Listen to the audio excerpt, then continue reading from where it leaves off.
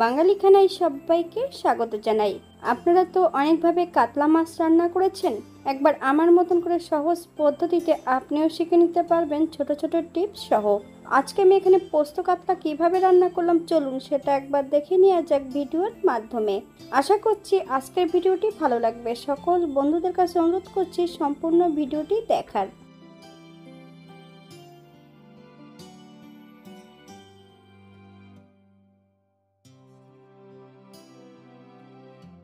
এখানে আমি 500 গ্রাম কাতলা মাছ নিয়ে নিয়েছি। মাছের গায়ে বেশ ভালো করে লবণ, হলুদ আর 1 চামচ কাঁচা সর্ষের তেল লাগিয়ে নেব। 10 থেকে 15 মিনিটের জন্য মাছগুলোকে রেস্টে রেখে দেব। আপনাদের হাতে যদি সময় থাকে আপনারা বেশি সময় রেখে দিতে পারেন।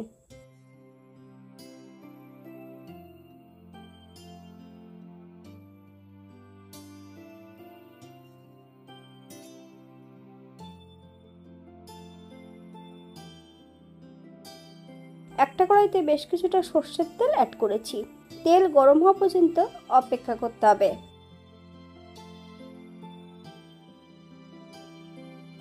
হাফ চামচ লবণ। তেলের মধ্যে যদি লবণ অ্যাড করা হয় তাহলে কিন্তু কড়াইয়ের নিচটাতে কখনোই মাছগুলো লেগে যাবে না।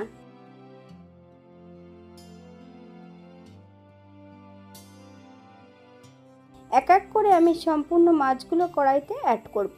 তবে এখানে মাছের সাইজগুলো একটু বড় বড় আছে, আমি এখানে দুবার ভেজে নেব।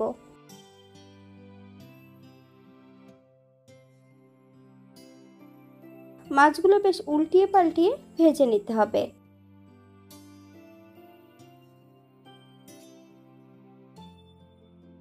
বাঙালি রান্না ঘরোয়া উপকরণ দিয়ে।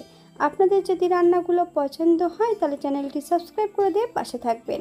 পাশে থাকা বেলটি বাজিয়ে দেবেন, নইলে নিত্য নতুন রান্নার নোটিফিকেশন পাবেন না। কাতলা মাছের অন্য অন্য রেসিপি দেওয়া আছে, আপনাদের যদি পছন্দ হয় তাহলে চ্যানেলটি ঘুরে একবার দেখে নেবেন।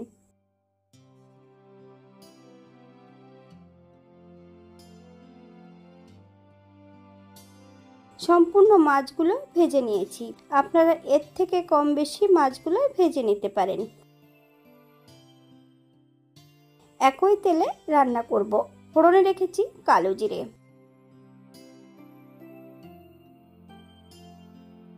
ফোড়ন থেকে সুগন্ধ বেরোলে মিডিয়াম সাইজের একটা পেঁয়াজ বেশ সরু সরু করে কেটে নিয়েছি। সম্পূর্ণ পেঁয়াজটা অ্যাড করব।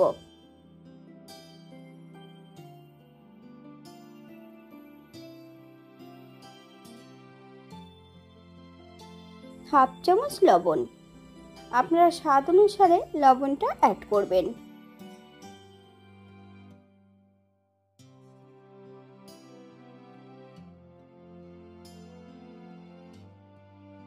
পেঁয়াজটা ভাজা হতে থাক। অপর দিক থেকে বেশ কিছুটা মশলা বেটে রেখেছি।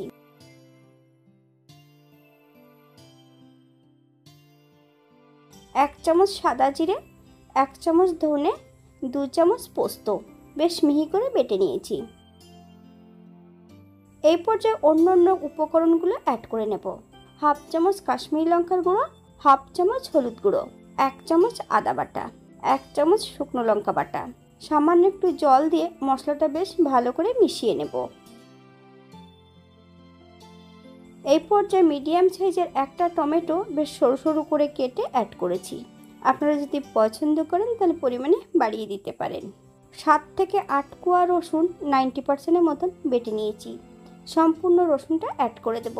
পেঁয়াজ, রসুন, টমেটো থেকে যতক্ষণ কাঁচা গন্ধ বেরোবে ততক্ষণ বেশ ভালো করে ভেজে নিতে হবে।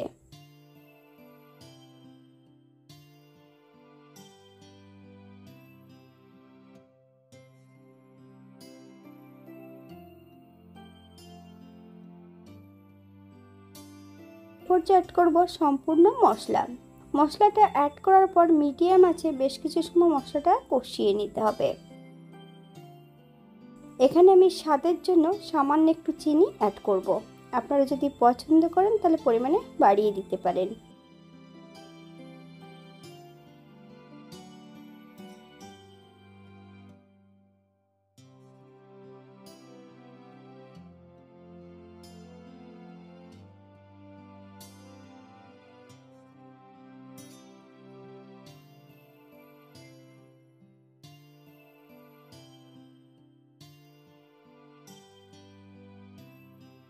গ্রেভির জন্য এখানে আমি 2 কাপ জল অ্যাড করব।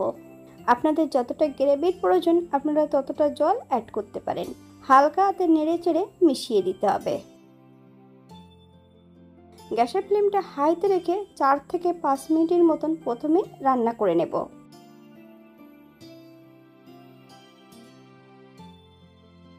একটা পাত্রে বেশ কিছুটা গুঁড়ো দুধ অ্যাড করব। সামান্য একটু গরম জল দিয়ে বেশ দুধটাকে ভালো করে গুলে নিতে হবে।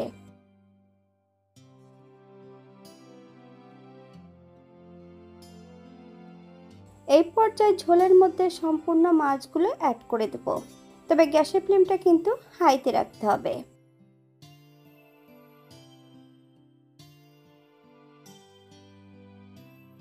আপনারা একবার স্ক্রিনের দিকে ফলো করবেন।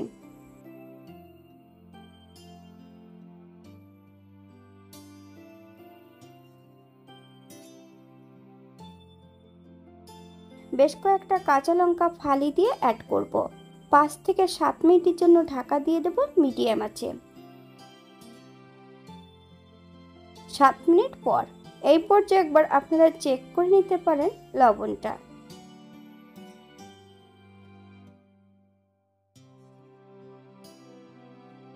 সম্পূর্ণ গুঁড়ো দুধের মিশ্রণটা অ্যাড করব। গ্যাসের ফ্লেমটা লোতে রেখে 2 থেকে 3 মিনিটের মতন রান্না করে নিতে হবে। যদি হাই ফ্লেমে দেওয়া হয় অনেক সময় দুধটা কেটে যেতে পারে। আমি এখানে দুধ অ্যাড করেছি, আপনারা এখানে টক দইও অ্যাড করতে পারেন যদি পছন্দ করেন।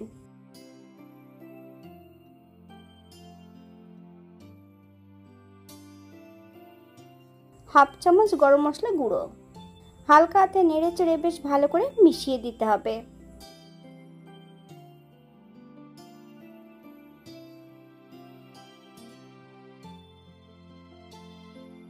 1 চামচ ঘি অ্যাড করব। আপনারা যদি পছন্দ করেন তাহলে পরিমাণে বাড়িয়ে দিতে পারেন। গ্যাসের ফ্লেমটা অফ করে দিয়ে 5 মিনিটের জন্য স্ট্যান্ডিং টাইম দেব, তারপর সার্ভ করব।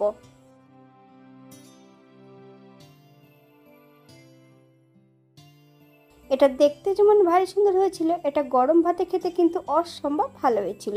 আপনারা বাড়িতে একবার একই পদ্ধতিতে বানিয়ে নেবেন।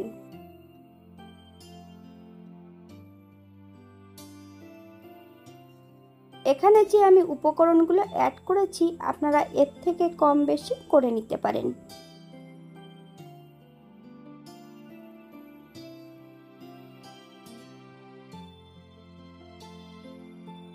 আজকের ভিডিওটি এই পর্যন্ত। সবাই সুস্থ থাকবেন, ভালো থাকবেন। অন্যদিন নতুন রেসিপি নিয়ে আপনাদের সামনে আবার আমি হাজির হব। নতুন ও পুরনো সকল বন্ধুদের অসংখ্য ধন্যবাদ ভিডিওটি দেখার জন্য। হাতে যদি সময় থাকে তাহলে একটা লাইক, কমেন্ট, শেয়ার করবেন।